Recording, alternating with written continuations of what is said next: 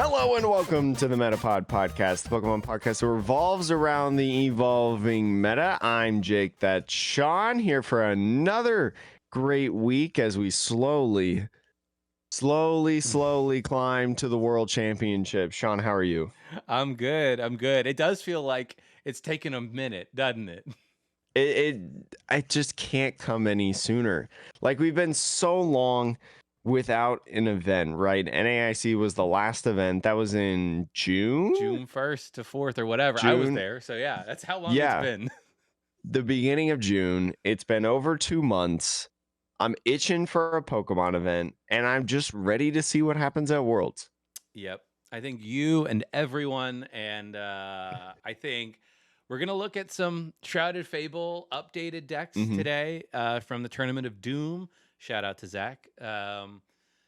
But yeah, I'm excited for Shrouded Fable. I'm not gonna lie though, I'm even more excited about Stellar Crown. That's gonna be Oh, a yeah. wild set, which we'll do a review for here in the next few weeks after Worlds. Yeah, it's starting like at Worlds and onwards. It's gonna be a crazy like 3 or 4 weeks after that. It's gonna be wild. Yeah, it's going to be a crazy month, not only for the podcast, but for you as well. I also went to Pokemon Locals this past week. Jake returns to Pokemon Locals, Nice. playing Gardevoir. So Okay. basically, did we talk about at least mentioning the Japan exhibition that happened, We the Japan did Worlds exhibition? with Tord. So Yeah. yeah, basically somebody just, from toward prize mapping or prize checking and whatnot put together his 60s. So I've basically been playing that just because I needed a good players list to at least practice with. And that didn't do me too bad. I started out 2-0 and was doing awesome, and then I got donked and fell off to 2-2. So rough. did not go as well as I hoped. But in the non-donked loss, it was really close, and I probably made some mistakes that I can fix, and I've got an idea or two of what I could have done. So Yeah, it's a really good deck. I think Gardevoir is a deck that, like, as you get more familiar with the meta, you typically get better with it. And coming in pretty cold, I played it fairly cold as well, like a week ago, and I went 2-2. And there's at least one game where I was like, yeah, if I had made a couple of better decisions, I probably would have won that game. So it's a little bit punishing if you're rusty, but Yeah. I'm just practicing for the 1K that's happening here in Vegas.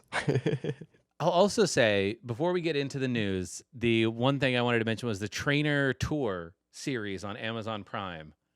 Have you watched any of that? I have not watched any of that because you mentioned your thing to me about it. So I have stayed away from it. Well, I mean, but I know a little bit about it. Yeah, I don't think we're gonna. We were discussing like, oh, should we like do like a Discord stream watch party of it? But I don't think we're gonna do that. Ultimately, I think schedule is just too tight. But I will say, if anybody watched the not the trailer, but like think of it like a pilot. There's an episode that's for free on the YouTube channel. That episode's only 19 minutes, and the others are like 30 plus minutes on Amazon Prime. Do not let that 19-minute episode be a guide for what you think the rest of the series is like. Not that the episode was bad, the people were lovely, but I felt like that episode was very like overly sweet and saccharine, and it was like very kid oriented, like, oh, I've never played Pokemon before, and like, oh, this is what an energy, this you can attach an energy over, and it felt like a weird, I don't know, it felt like a weird tutorial video for the game. It wasn't, but it felt like that, and it was just like, for somebody who plays the game, for anybody who's listening to this podcast, right? You'll know more about the game than this episode will be able to like impart to you. Like, so I felt like that episode was the one I've seen of 3. I've seen the next 2 episodes after that. And I say really liked, I enjoyed them well enough. I think Andrew and the co-host Strawberry, can't remember her like normal name, but like, Mm-hmm. Andrew is a co-host of it. I thought the other 2 episodes were actually pretty good. So if you have Amazon Prime and you don't have anything better to watch, it's not a bad watch. But the first episode, I would argue, is a skip, honestly. I I think that from what I've heard, and so this is all secondhand information. I don't know if the demographic, the target audience, is geared towards me, right? Like I don't have kids, right? I've been playing the game for how long have I been playing the game now? 5 Like years. 5 years, Yeah. 5, 6 years. Um, but it's still something that you can enjoy if you go into it, looking to enjoy it, for what This it is and this is stuff where I like would say that. the first episode, correct. The other 2 episodes I watched are very different. So Very different. people who only watched the first episode and gave their thoughts, I would also agree. Like, oh, that must be a show for kids. The other 2, they're obviously kid friendly, but like they're Yeah, not yeah, for yeah. kids. Like the other 2 follow people who are in their 30s. Mm-hmm. So as opposed to following like a 14-year-old, right? Mm-hmm. And when I look through all the thumbnails, almost all of the episodes follow full-grown adults who are in the Pokemon scene. One of them is a streamer who is also like into Pokemon and is looking for a community as a trans man in Southern California. And the other Mm-hmm. one is somebody who is in a band and has dealt with severe health issues most of their life, but has found like something that finally helped them, and like they're getting back into the Pokemon scene after playing in Worlds in 2011. So like Mm. very different storylines in the first one. So if you, like I said, if you just watched the first one or if you just heard reviews about the first episode, very misleading. That's all I'll say. Yeah, maybe most of the things that I heard were just the first episode. I don't know. It was I mean, shocking how different they I were. haven't had time to go check it out. So Yeah, I mean, look, I just wanted to point that out because I do think a lot of people might watch that first episode on YouTube for free and immediately be turned off. I don't know why they picked that to be the free episode. It's mhm. just weird. It was weird. So I wanted to like set the record straight for anybody out there who was interested. But we've got plenty more to talk about. I didn't know how to make like a cool transition like usual, but we got plenty more to talk about in this podcast because don't watch the show right now.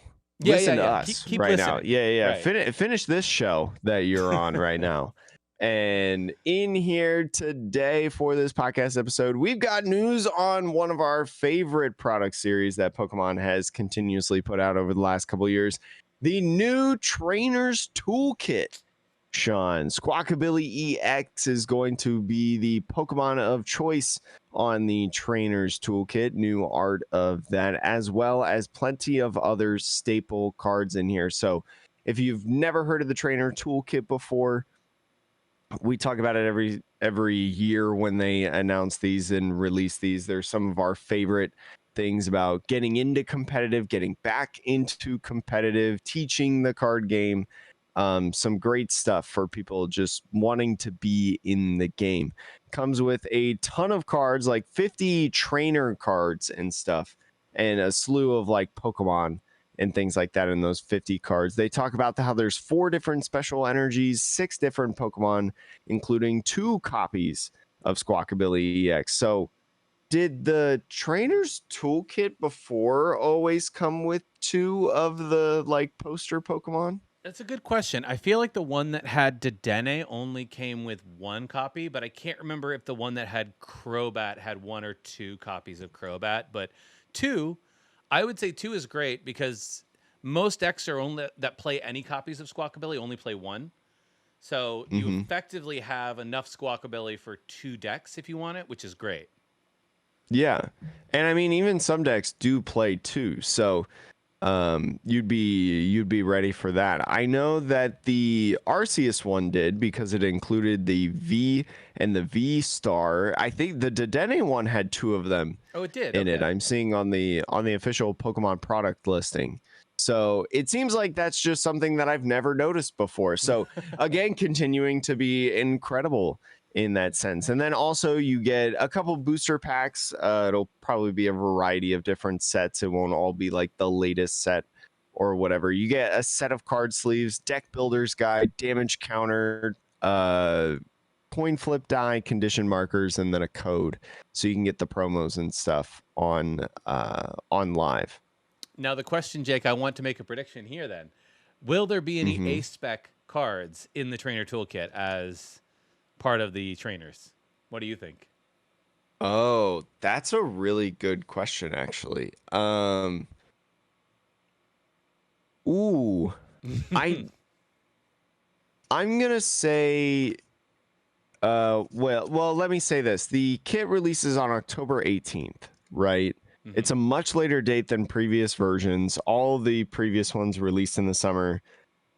I think because it's so much later than the ones in previous years, I think maybe they do fit A specs in there. Yeah, at least A specs from maybe the first set or two. So like, who knows, right? Like Squawkabilly came out with last year's cards. So like, there's a world in which they are like, oh, well, we'll do the Prime Catcher in next year's toolkit and not in 2024, which would be, a little sad but understandable. But I think if they're going to it would be print, reasonable, right? it would. I think if they print any A specs, I could see them maybe slipping one copy of Prime Catcher into this and maybe one Hero's Cape. I don't know. Some, one of the other ones that's like from the first set.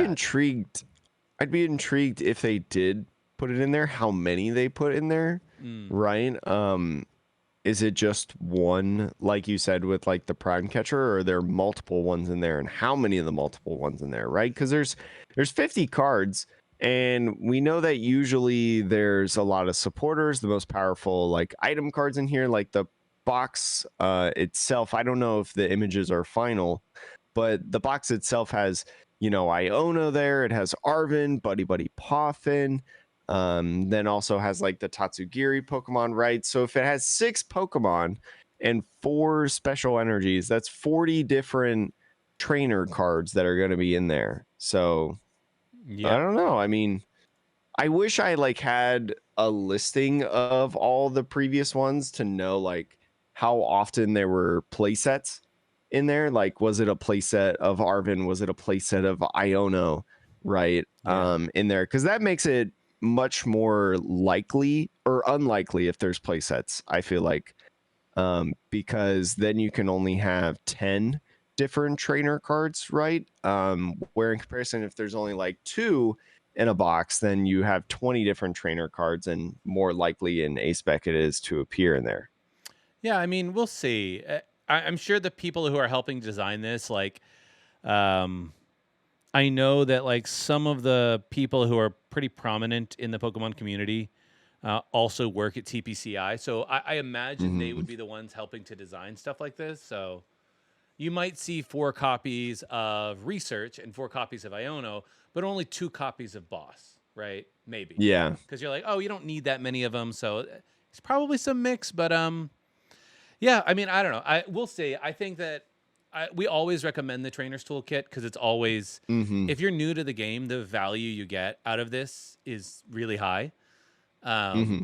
So whether or not they contain Prime Catcher or any other A specs, but if they do have Prime Catcher in there, big props to them for putting that in, because I do see Tatsugiri on the box art. So it suggests to me that they did include newer cards, like this year's cards. So, could very easily be that 1 or 2 A specs snuck their way in. But yeah. It is going to retail for $35, which may seem a little steep, but you get a couple booster packs in there. It's basically like a beefed up ETB in a sense, right? You pay more for a Shrouded Fable ETB, where the Shrouded Fable hit rates are actually a bit. Have you seen the hit rates for Shrouded Fable? So it's really interesting, and I'm going to make this statement on the podcast. I think Shrouded Fable is almost worse than Champion's Path. Really? So Shrouded Fable has way better hits than Champion's Path, right? It actually has playable cards.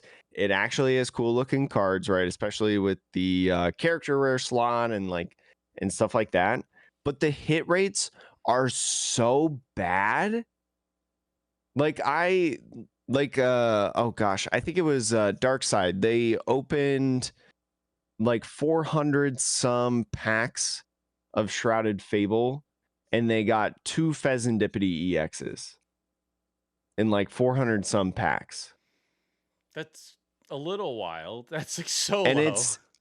it's that same concept of like just really any of the hits. It's wild to see the hit rates in this set because I think they're abysmal. Like in my opinion, and this is my opinion, this set is not worth opening. It's not. I Don't mean, unless you really like opening packs and you love you love opening packs, then I will never stop you or try to prevail you. But if you're like me and you can't spend money all the time, and booster packs don't always come, I wouldn't open Shrouded Fable. I Just mean, wouldn't. have we seen with the physical product? Have we seen any issues arising because there's no ETBs, like price wise? I don't know about prices because I've never like looked out for prices. Like I haven't gone and been Yeah. like, oh, what is your price for this mini tin? The Shrouded Fable mini tins are sitting at about $14. The 3-pack blisters are about $15. Seems about normal, like $5 a pack. Yeah. So The ETB is pre-sale for 40. well, yeah, that makes sense. The booster Yeah. bundle is 26. Okay. So nothing too outrageous yet. Okay, I was just curious. The since prices ETBs are delayed. the prices seem pretty fair. The prices seem pretty fair. But it's a set. Like, no way. I would not open this set at all. Fair enough. I'll just keep saying it. Yeah.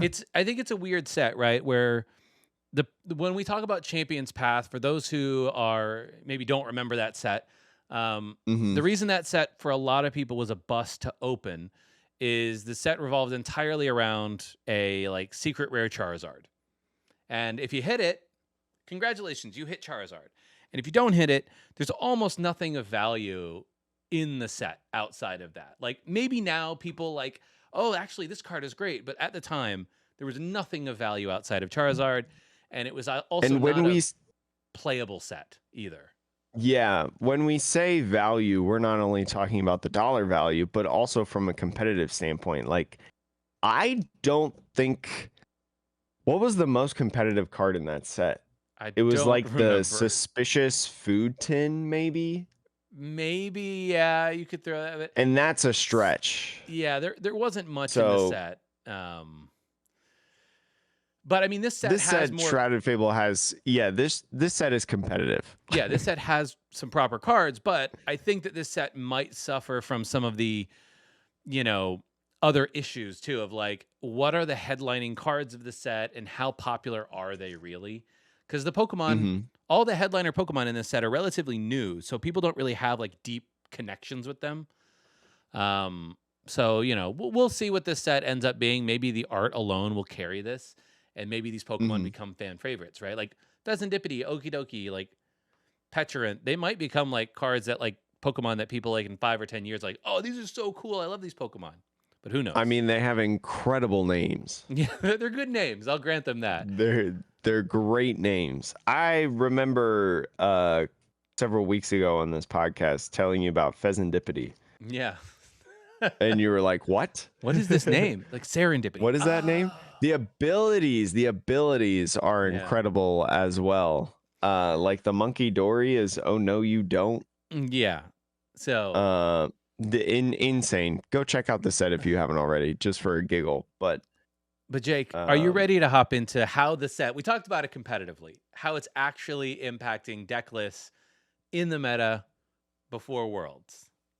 I think we should, and we can start off with one of our questions that we got. Remember in the Discord, if you didn't remember me mentioning it last week or you forgot, in our official Discord server, which you can click the link in the description below if you want to join in there, we have a little thread in the Discord server forum section meant for questions that you all can ask and we will answer on the podcast. So one of the questions that is in here, does Charizard actually get better with Dusclops and Dusknoir? So right in front of us here, well, I assume, I can't tell what Sean's put on screen. I'm pulling up the 15th place Charizard deck. Yes. Sweet. Sean can read my mind. We are going to be talking. We're going to be looking. This is the Tournament of Doom.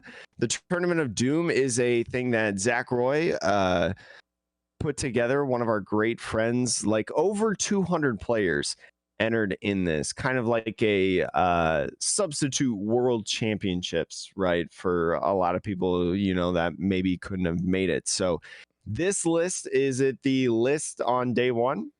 Yep, this is the day one 15th place list.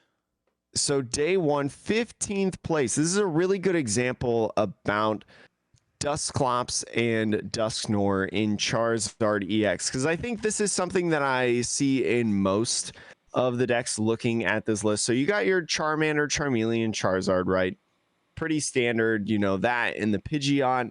You've got the Radiant Charizard. That's the Radiant of choice in this deck because, especially with the prize manipulation of the Dusclops and Dusknoir, you can get that Radiant off a little bit easier and whatnot. The Dusclops and Dusknoir, if you do not know, maybe you missed our set review episode the other day, but the Dusclops and Dusknoir each have an ability called Curse Blast, and the Dusclops, if it is using Curse Blast, knocks itself out and puts 5 damage counters on one of your opponent's Pokemon, and the Dusknoir, if it knocks itself out with Curse Blast, puts 13 damage counters on a single Pokemon. So basically what this does, it helps power up Charizard, right? Can knock out a pesky Pokemon on the bench, right? Little baby Pokemon. Maybe you need to finish a Pokemon off, things like that, and can help you really control the game in terms of using those abilities. You can't use them too often.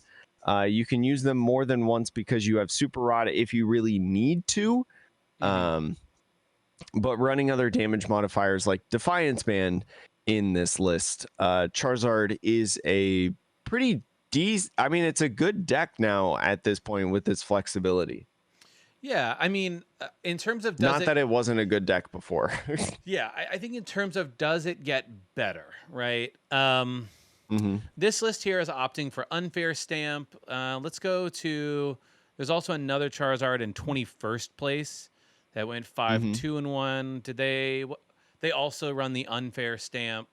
So, in terms of whether or not this makes it better, I would argue 15th place, but not really doing very well in day 2, suggests that while the deck itself maybe benefits from this card, the reality of the metagame right now is not in Charizard's favor.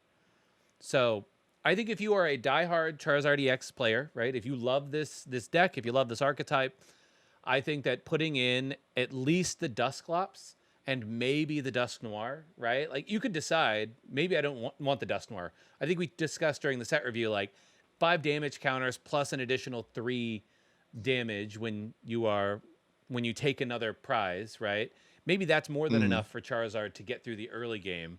Throw in a Defiance Band and you're hitting to, 5 plus the 80 plus 2 plus 180, 260 plus Defiance Band 290, right? Like, you're not getting out any VSTAR on turn 2, theoretically.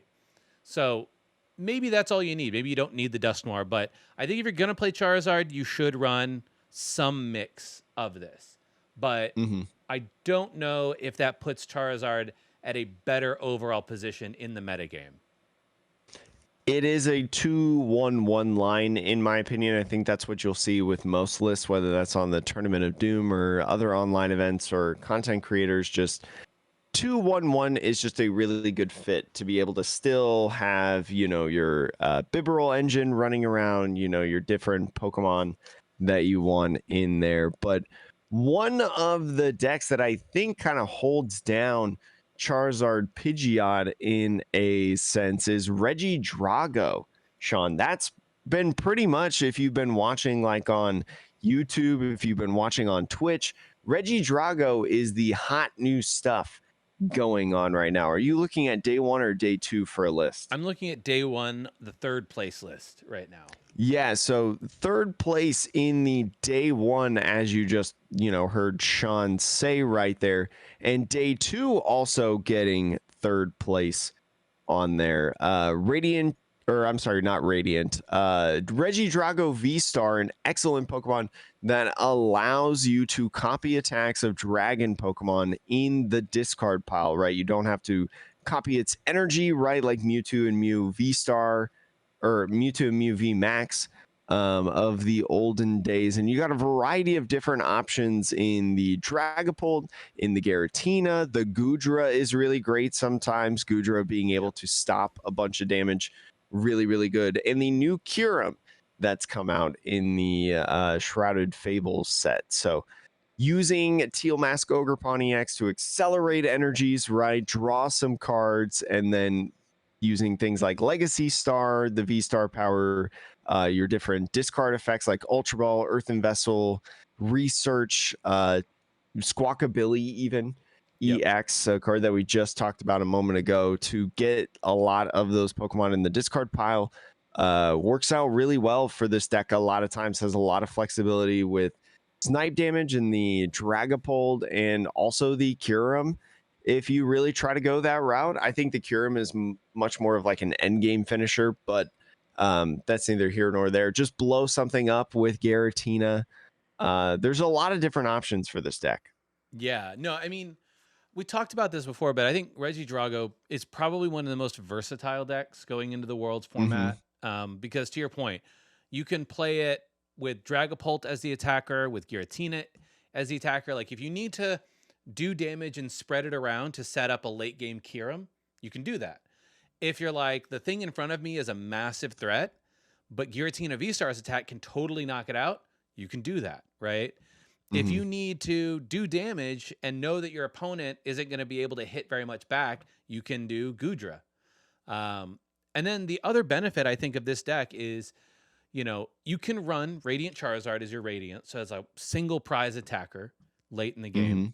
You can also attack with Teal Mask Ogerpon. So not only are you accelerating energy to it to draw cards, but it is a grass type attacker, which is exactly what I think you were alluding to. That's what's holding Charizard down as well, is you have this grass type attacker that's sort of a backup that really just makes it awkward for a deck like Charizard, which otherwise is in a really good spot in the format. Yeah, Teal Mask Ogerpon kind of checks Charizard as well as, that Dragapult there with Phantom Dive. Just being able, especially, and this is a little silly sometimes, you've got the one of Hawlucha in here, the flying entry Hawlucha, to put damage counters on benched Pokemon when it hits the bench, when played from hand, so not off of Nest Ball. You can use the Hawlucha Regidrago, or the Hawlucha Phantom Dive Dragapult combo. There's too many Pokemon in this deck. Phantom Dive combo to knock out 70 HP Charmanders, to knock out 70 HP Ralts. Or just do setup damage on another Pokemon and put a lot of pressure on. So it just has a lot of versatility, I feel like, and a lot of different options that you can use. I know Azul the other day did a run in one of the more major tournaments. I don't know if it was a late night or what, that had Shrouded Fable legal, but I know he won with Regidrago VSTAR. And it was a long stream that day. So definitely Regidrago can be up there. I think it is relatively difficult to pilot at times because there's different lines, but I think a lot of your games could be linear, just especially based on matchups. Because I think they're super, like, the cards that are in here are matchup dependent at times. Yeah. But yeah. Yeah, I mean, it's an interesting deck. I think that we're going to see a decent amount of Regidrago at Worlds. I don't think there's really anything that feels like a hard counter to Regidrago because Mm-hmm. you have a dragon type attacker primarily, which has no weakness. So it's not like there's something that it can be weak to. It's not like as an evolution, it's susceptible to devolution TM because it's still Yeah. using rare candy. I think the thing that Regidrago loses to is I think the same thing that Lugia loses to, which is you can't find your attackers and get them into your discard quick enough. Yeah. So I I that's I think yeah, so too. Like the hardest part about this deck, it feels like watching it, not experiencing it myself, but just like watching people play it, is that the hardest thing is setting up the Regidrago, right? yes, Making sure that you get the energy attachments, you get the Drago down, you get the energy switches, right? One of the few decks that we've seen lately in the standard format since probably like Pika Rom, right? maybe I think Pika ADP. Rom was probably maybe ADP, some of the last oh yeah, ADP because of Zacian V and Metal Saucer Yeah, or whatever that was called. Yeah, yeah. For 3 years, right? For 3-4 years, haven't really seen energy switch in format, and this deck excels with it. But you gotta find it. That's yeah. the thing. I think that what this deck may evolve into, I would, if I was building this deck, the one thing I would do is find space for like 1 or 2 Carmine as well. Uh huh. Because we've seen Lugia play Carmine now. It's like become more of a staple in Lugia as like a 1 or a 2 of. Um, and so, yes, you have Squawkabilly.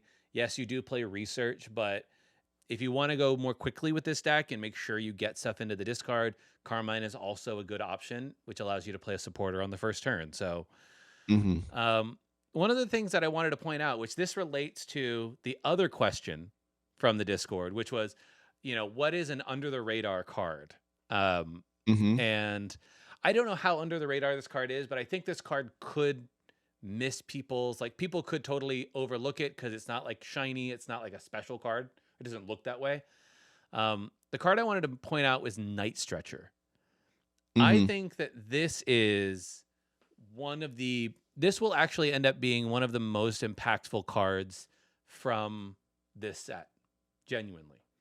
Mm-hmm. The same way that things like Super Rod or Ordinary Rod or, cards that you're not going to necessarily play as a 4 of, but it's going to find its way into a lot of decks. And the decks that it works well in, people are going to be like, this card is so broken. How did they allow this to get printed, right? So for those of you who don't know, Night Stretcher, it's an item that says put a Pokemon or a basic energy from your discard pile directly into your hand. So, if you remember decks that like the old like Lost Box Sablezard decks, where you would be running a card like Clara just to put the Radiant Charizard back into your hand rather than shuffling it in with the Super Rod.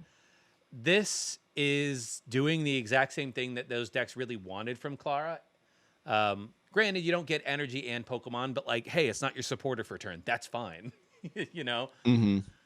And I think that there's going to be a lot of decks that run, one of Pokemon or that run like I think Ancient Box benefits from this card a lot too because you can attack with your Roaring Moons and then immediately Night Stretcher them back into your hand. You're not wasting too many resources. Where like, yeah, I want the Super Rod to get the energy back, but maybe I just go Night Stretcher and Superior Energy Retrieval, and that's my combo for the game. Maybe I don't worry too much about Super Rod in that sense. So Mm-hmm. I don't know. That's my gut as like the big under the radar quote unquote card that will be a defining card of this set. I do think it's going to be really good. I don't know if anything in the sample that our friend in the Discord, Musared, Mm-hmm. left. The first question about the Charizard Dusclops was Okie Pokey, Yes. which is an incredible name. But Musared I left the example of Monkey Dory and Gardevoir. I don't think you can beat Monkey Dory and Gardevoir because that NAIC was definitely one to remember, and we called it, by the way. Just Yeah. want to mention that now, but um, I I think Night Stretcher is definitely a great card, and I think it's a great inclusion that will see a lot of play in, especially Regidrago. I mean, you see like about 100% of Regidrago decks right now running Night Stretcher. It's very hard to not find one that has at least one copy in it, and I do think there's a lot of reasons that one copy of it could be very strong for plenty of different reasons, like you said, in there. But I kind of want to think about, I might make an oddball call. Yeah. I think Petrarun EX is kind of like a sleeper pick in a Okay. sense. Petrarun EX allowing you, especially if you are a dark type deck, right? Especially if you are something like Charizard, to be able to basically free retreat, right? You talk about Ancient Box. Ancient Box can use this card with the Roaring Moons. Can it auto win you the control matchup, right? The control matchup of trapping you in the active. I'm not 100% sure, but I do know that that ability is so good, right? Especially if you are using it as a last resort. Like, I can't tell you how many times on live I've been playing like my Gardevoir and getting back into it, and somebody just counter catchers to stall, right? Yeah. Just like trap a Pokemon in the active. And whether that's a correct play or not, I'm not 100% sure.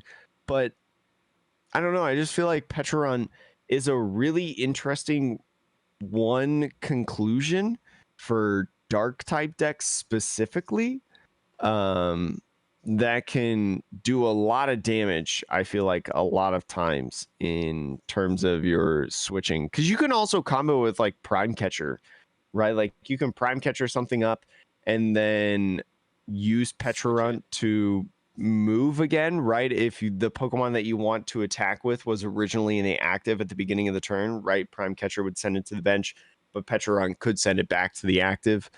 Um, I don't. There's like I don't know. It's a cool Pokemon. I really like it, especially if you're doing the Loyal Trio deck, the Mm-hmm. Loyal 3, whatever it's called. It's not a deck that we're really going to talk about on this podcast, but I think that deck is funny.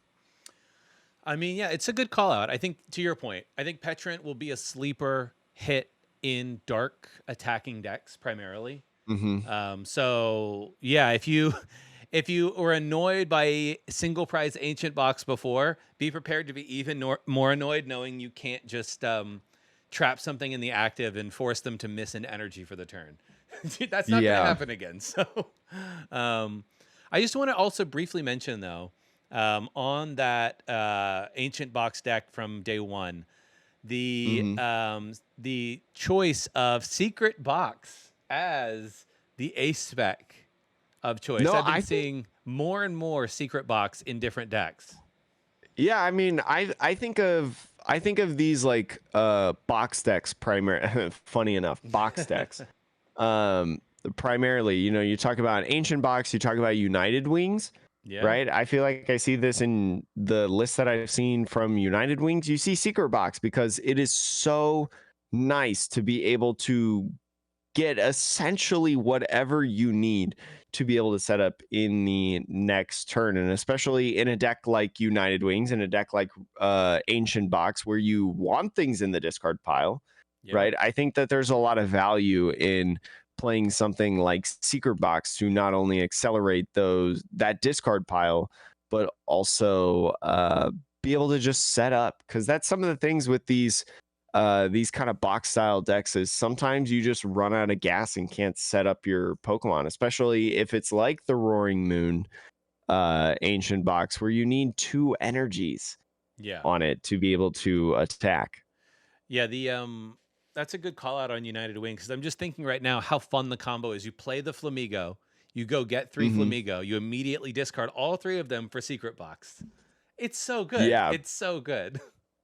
Do you have to discard, for anyone who doesn't know about Secret Box, it's a item trait or item A-spec trainer card that you can only use if you discard 3 other cards from your hand. So that's why that call out on Flamigo is there, because you grab 3 Flamigos and then you immediately discard them.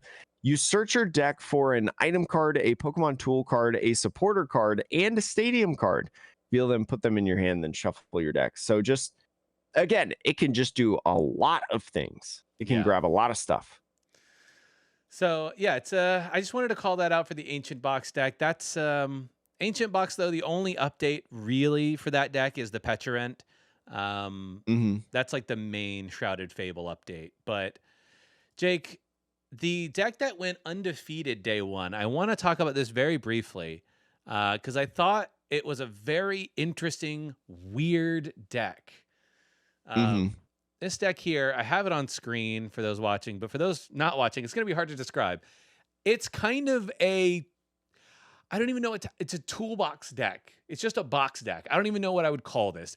It's not really even an Ogre Pawn box deck. It's just, you play 3 Teal Mask Ogre Pawn, you play a 2-1-1 line of Dusk Noir that puts the damage counters, but you're also playing 2 Weird Ear, a Pheasantipity, a Squawkabilly, a Luminion, and a Mew for like draw, and then 1 Blood Moon Ursaluna.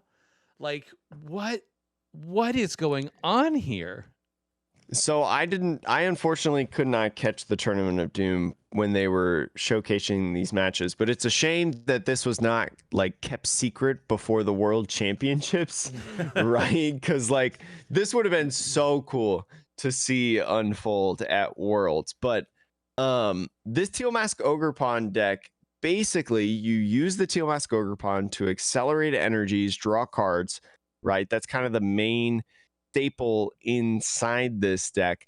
And then you're using the Dusclops Dusk Noir, right, to take a knockout similar to how it is in Charizard, be able to spread some damage counters, hit some good numbers with the Teal Mask Ogre Pawn, and then in some instances as well, you know, if you spread your energies enough, or maybe your Teal Mask Ogre Pawn doesn't get knocked out right away, the Weird Ear coming in to absolutely slam, because the Weird Ear, when moving into the active, takes all of those energies. So it's a super interesting deck that was played. I know that in their matchups, right, if we take a look at their matchups going 8-0 in day one, they played 3 Regidragos, they played 1 Gardevoir, 1 Snorlax Stall, 1 Charizard Pidgeot, and then they also played another control, Luxray EX Pidgeot, from All Out Blitzel, if you know that name. So kind of curious in this. They also beat a Greninja, I guess is what I should say, Greninja EX. But in that same instance of like just building up a lot of energies and whacking, because especially with the attack, right? 3 grass energies is 120 damage, right? And then you look at the active Pokemon, you take a look at some of these decks you got in here, like Regidrago, right? Needs 3 energies to attack. So that's 240 right there in terms of a number, which, by the way, Teal Mask Ogre Pawn and Dusclops knocks out a Regidrago VSTAR, right? Because that would be 290 damage total. You talk about Gardevoir, right? Gardevoir, some of its attackers needing 3 energies, like the Gardevoir EX, but some of them needing a little bit more, right? Like the Drifloon, the Screamtail, stuff like that. And then Charizard, just as we talked about, Teal Mask Ogre Pawn just can check Charizard entirely on there. And then having a variety in different stages of the game of attackers that could be used, right? Mew genome hacking is not actually the worst play ever, running double turbos in here. The Blood Moon Ursaluna EX, you know, as the game gets really, really late, can be a great finisher for a boss or prime catcher on a specific support Pokemon like Luminion, Squawkabilly, Pheasantipity, Rotom, to take that knockout right there. So or even on a Teal Mask Ogre Pawn on the bench, because it does 240. Teal Mask Ogre Pawn. Yeah, that's right. It can also knock out a Teal Mask Ogre Pawn. in like the Regidrago decks. So it's a deck that has a ton of different options in here, and it's really cool to see this come out. Yeah. So I wanted to call this one out. This one, in terms of, I don't know if it was like the new cards that really made this deck possible, because it feels like, well, the only real new cards you got were Pheasantipity and the Dusknoir line. Everything else is pretty similar to what we had before, but maybe that's exactly what you needed, was this extra damage with Dusknoir, maybe the extra draw with Pheasantipity. What is Pheasantipity's attack? 100 to one of your opponent's Pokemon? Pheasantipity's Very attack, possible. yes. So you could attach a double turbo there, attach one grass energy with an energy switch or whatever, and just pop something for 100 on the bench. And you could even combine that with Dusknoir, where you're doing 13 damage plus 100. That's 230. So, you know, there's some sneaky stuff that I think this deck can get away with. Unfortunately, in day 2, I looked this up, ended up going 1-3 with pretty much the same deck, at least the same archetype. I don't know if it's card for card, but at least the archetype. The matchups that they had, though, in day 2, they lost against the Lugia. Yeah. Right. So Lugia, maybe just a bad matchup. Having the Chinchinos to knock out your Ogre-Pons, maybe having a Legacy energy, double prize opportunity. Yeah, Legacy energy being really tough, you know, making a Lugia VSTAR a single prizer. Lost to a Gardevoir, which Gardevoir honestly might just be like a difficult matchup because you're going against what is essentially a single prize deck, right? I feel like in playing Gardevoir, you're basically a single prize deck. Like when you're attacking in there and doing your shenanigans. So single prize decks just might be really tough for this one. And then lost against Snorlax Stall. So Stall might be a difficult one. Not having a ton of switch cards in here, like manual switches and stuff, would have to do a lot of manual retreating. So I think the last one I want to talk about for day 1, because I do think this is important for Worlds, is Stall. So I'm going to the highest ranking Stall list here. And I just wanted to point this out. Look, there's probably going to be a variety of different versions of this deck, different tweaks here and there. So I have no idea how it might evolve and change between now and Hawaii, but I do want to point this out because Stall did really well on day 1. And the tournament of Doom, was such that you could switch your deck between day 1 and day 2. And the biggest thing that we saw between the 2 days was that there was almost no Lugia at the top of the ranks in day 1. But Lugia was everywhere in day 2. And I think that is entirely because Stall is so good in this format. So they saw how many players were playing Stall and how well it was doing. Players switched to Lugia to take advantage of that, and it paid dividends. So, but in terms of what Stall really gained from this set, it's really just 2 cards. It is the Night Stretcher, which we mentioned before, which is great to easily get back your Snorlax, your Mimikyu, maybe even your cornerstone Ogre-Pon. Exactly. Just like if those get knocked out for whatever reason, you have an easy way to get them right back into your hand. Start the annoying chain all over again. And then the one other card, which we did mention on the set review, is Xerosic's Machinations. It was originally translated to Xerosic's Plan, but it's Xerosic's Machination. It's the supporter that says your opponent discards cards from their hand until they only have 3 left. So, but can be a super damaging card, as people complained about on Twitter when this card was announced. But just a one of in this deck, but as a control deck, maybe that's really all you need, especially playing Pal Pads, multiple copies of that, you know, playing a Silene as well. To get those back. I think another one of the strong cards that's in this Snorlax deck, if you do not know, is Accompanying Flute. Sean, do you know Accompanying Flute?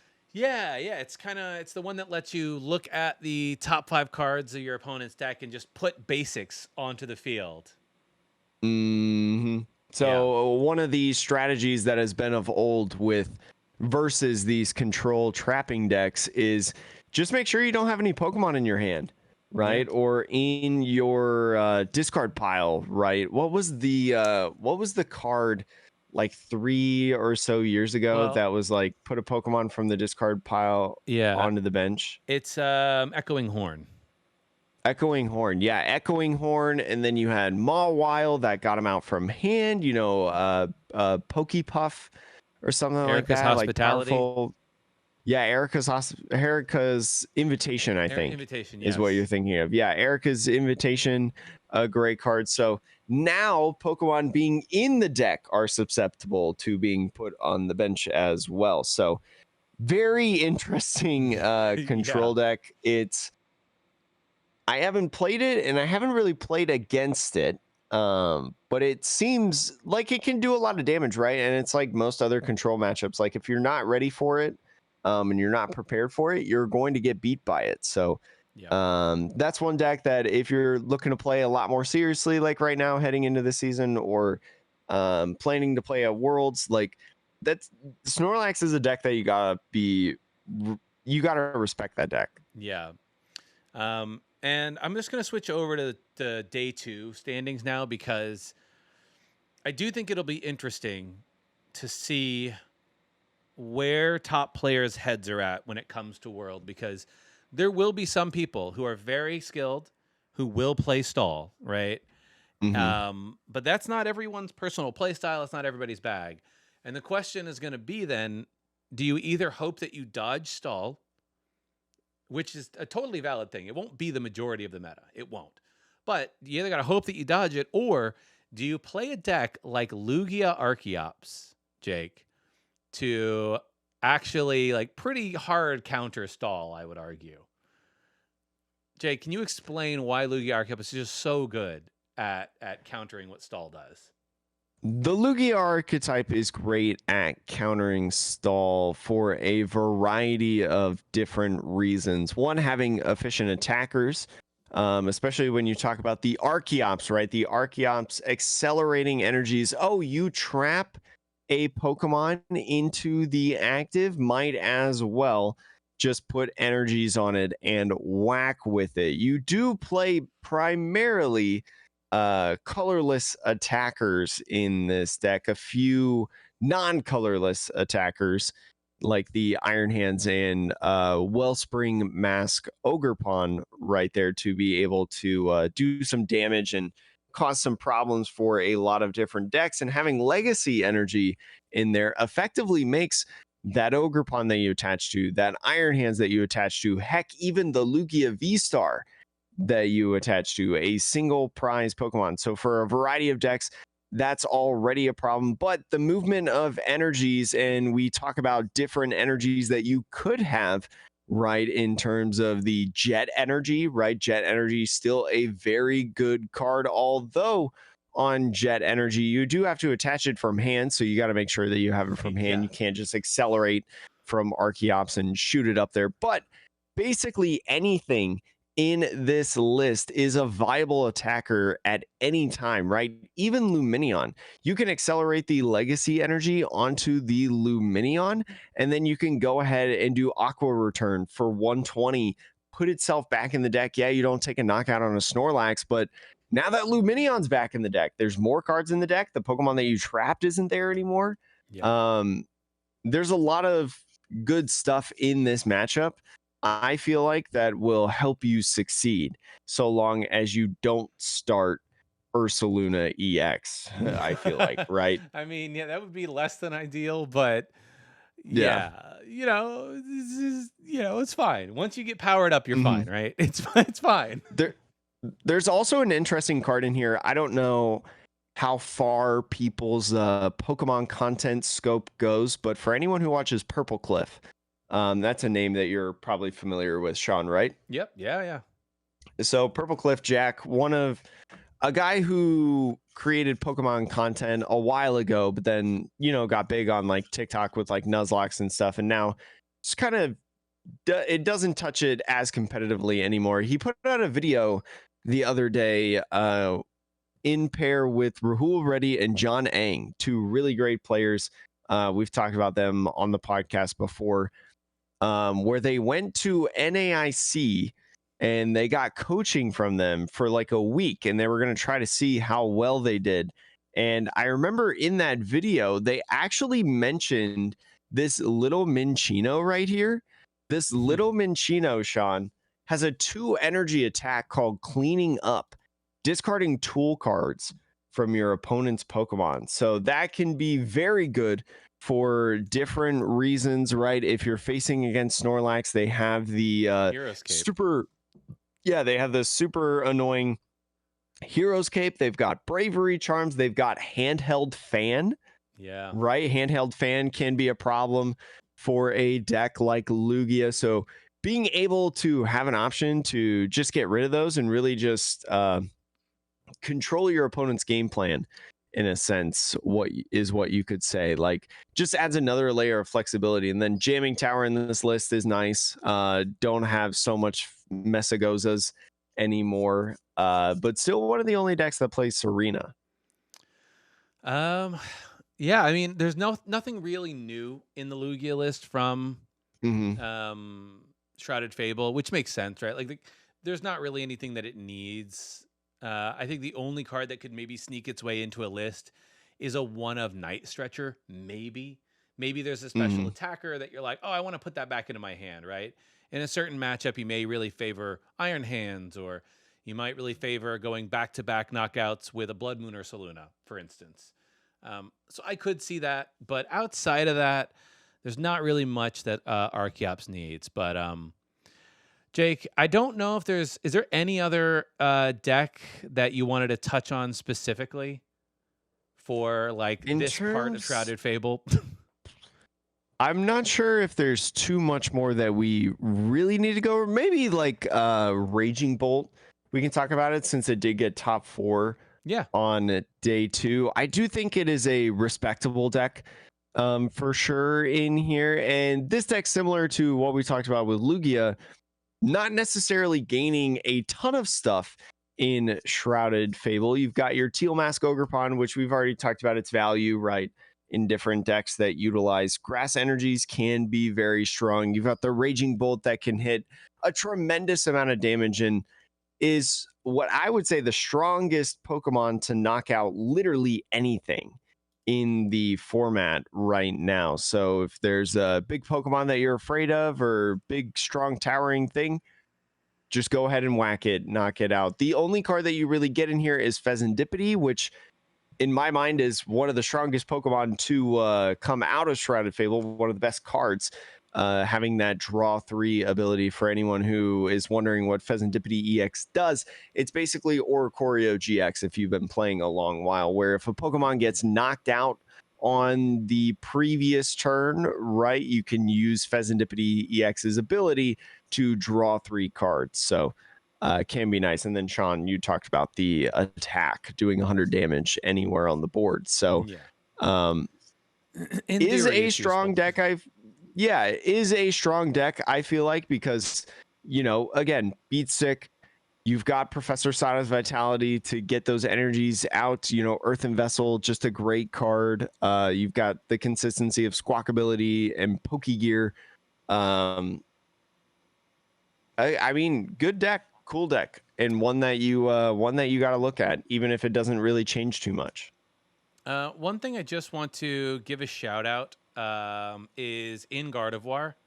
Again, not a ton of changes between it, but there's one card that people are experimenting with from this set, and that is, I think Gardevoir is the deck that, like, the A spec of choice is like constantly up for discussion. Is it Hyper Aroma? Is it Unfair Stamp? Or is it Neutralization Zone? So, for those of you who don't know, Neutralization Zone is an A-Spec Stadium card. It says prevent all damage done to Pokemon that don't have a rule box by attacks from the opponent's EX and V Pokemon. You can't put this card into your hand or deck from the discard pile, so you can't get it back once it's gone. But I just wanted to point this out because, like, look, I think a lot of people will look at a stadium and say to themselves, well, it's just, you play another stadium, you bump it, or you play a Lost Vacuum and it's gone, right?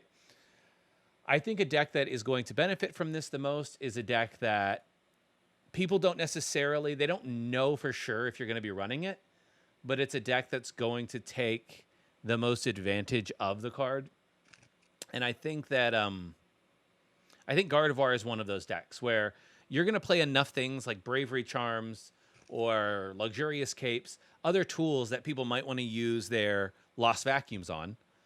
And if you play a couple of other stadiums like Artisan or whatever, Temple of Sinnoh or Collapse Stadium, people may also want to use their stadiums to get rid of those. Where at the end of the game, this neutralization zone could really be a problem. And so I just wanted to call that out. Honorable mention there for Gardevoir. You know, you might catch people off guard at a local. We'll see if it actually shows up in Worlds list, but yeah. I am not a fan of Neutralization Zone in Gardevoir. Okay. I think it's an interesting choice, right? Neutralization Zone. Prevent all damage. For anyone who doesn't know, prevent all damage on this Pokemon that don't have a rule box by attacks from the opponent's EX and Pokemon V. I think even without Lost Vacuum, I think stadiums are just too prevalent right now for this to get a ton of value. If it misses, though, that's pretty good, right? If it misses for any reason, your opponent doesn't get rid of it, it's really tough to be able to get around, because then basically everything is a Mimikyu, right, in your deck. But I think that there's too much value that can be had in either Unfair Stamp or Hyper Aroma. Oh yeah. Like I think those cards are just too instrumental to the deck, because a lot of times, like when I'm playing Gardevoir, a lot of times I'm like, oh, I just don't have the evolution. Yeah. Right. Or like I don't have a way to disrupt your opponent's hand. Yeah, something like that. I didn't get an Iono this turn. So it's like I hope it does something. I mean, look, I only bring it up because I was like, I don't know where the home for this card is going to be. I fully agree that I think on paper it is a weaker A spec, because all your opponent has to do is play a stadium or a Lost Vacuum, and your whole A spec is meaningless. That's absolutely true. So that's why I'm like, I think it really does well in a deck where people don't see it coming. Because Gardevoir, you don't know what A spec they're going to play, right? You will play a game, and it's like you might be expecting the Unfair Stamp, or you might just expect the Hyper Aroma. And look, if you can build your deck to be consistent enough without those, and your opponent doesn't plan for this card, it really can bite them in the butt, like turn 4 or 5 when they've played all of their stadiums already. I will say I'm sorry. Both will say something. The A specs, for anyone who doesn't know, with Gardevoir, because like you mentioned, Sean, and it is up for debate on like what is your A spec. About 67% of Gardevoir decks use Unfair Stamp, at least from the Tournament of Doom in day 2. 22% use Neutralization Zone as the second highest most popular A spec. So that kind of surprises me. And then 11% play Hyper Aroma. So beating out Hyper Aroma, because I feel like Hyper Aroma is like, you don't need it. I'm on Unfair Stamp right now, and I really like Unfair Stamp. But if I don't get attacking by a certain turn because I whiff either the Gardevoir or draw power Curlias, I lose the game. Immediately. Like there's no comeback. Yeah, I think people playing Neutralization Zone probably makes Tord really upset, because he's like, consistency. Like, what are you doing? You're already playing a single prize focused deck. This is greedy. And yeah, it might just be a greedy card. So maybe I don't. It's also kind of nice though in like some instances. So like I think about this because I had some games on live last night. There was one game where I just couldn't get the energy off my Drifloon. Right? They just kept going around it, and even just retreating, every single turn, there was just too much energy on the Drifloon. So the neutralization zone is very interesting in that fact where like you could get the energy off that Pokemon if it's gusted out of the active for whatever reason, whether it's, control stall or just like they wanted to knock out something else. And you need to reset the damage to then accelerate energies onto something else to be able to attack. If that Pokemon's on the bench, once neutralization is gone, whether that's you replacing your Artisan or them replacing your Artisan, you could put the Drifloon and all the energies in the discard pile, right? Like right there, because then, or wait, no, I'm sorry. Forget it. I thought it was Skyfield for a second. Anyways. I'm done with that. I'm done. Sorry. The last thing I'll say about this is going to be a trap for players who don't read the card correctly. So it prevents all damage done to Pokemon, not your Pokemon that don't have a rule box. So if you, for whatever reason, play Neutralization Zone and think, I'm going to go attack with Gardevoir EX into a non-rule box Pokemon, it will prevent the damage from your own attack to them. And it also doesn't stop somebody gusting up your Gardevoir EX and doing damage to that. It doesn't protect your Gardevoir EX. So I'm just going to point that out for people. This can also hurt you if you don't think about it properly. So, but yeah, that's all. Yeah, it's not Skyfield as much as I don't know why I don't know why I thought it was Skyfield. It's fine. There's been a lot of stadiums. There's been a lot of stadiums that we gotta look at, but Sean, is there any other decks that you want to talk about? No. I think we can do our little Worlds tier list next week and maybe talk more about it, make some predictions. But I think for now, this is a good little, easing our way into Worlds format. A good starting point for the Metapod podcast and all those who listen. Thank you so much for listening to us yap. Truly appreciate it and hope you enjoyed this episode. We'll see you next week for some more great stuff and hopefully some more news. Although I think news is going to be dry until Worlds. Once Worlds happens, we'll hit the big news and then we can start having news again. But for now, we'll just have to make up the news. Yeah. Tune in next week for when we just make things up. Anyways, thank you so much for listening. I'm Jake, that's Sean, and we'll see you next week.